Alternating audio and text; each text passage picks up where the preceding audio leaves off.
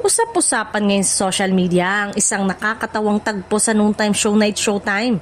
Matapos tanungin ni Vice Ganda ang isang contestant tungkol sa pangalang ginagamit nito.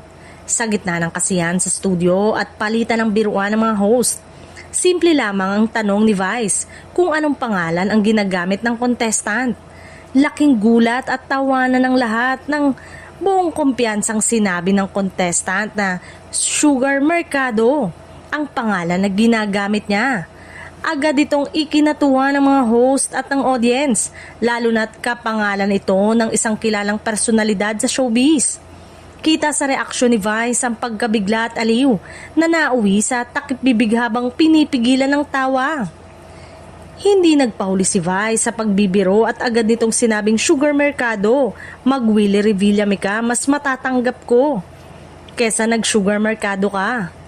Dagdag pa niya, pabirong tanong kung may karelasyon ba ang contestant, dahilan upang mas lalo pang umugong ang tawanan sa studio. Maging ang mga co-host na sina Vong Navarro at iba pa ay hindi napigilang makisabay sa katuwaan.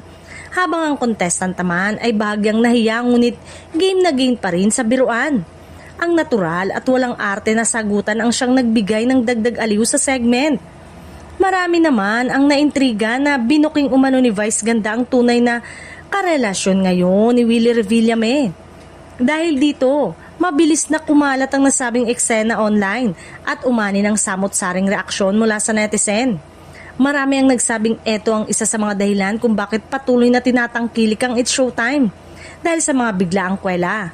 Totoo at nakakatawang moments na hindi scripted ngunit tunay na nagbibigay saya sa mga manonood.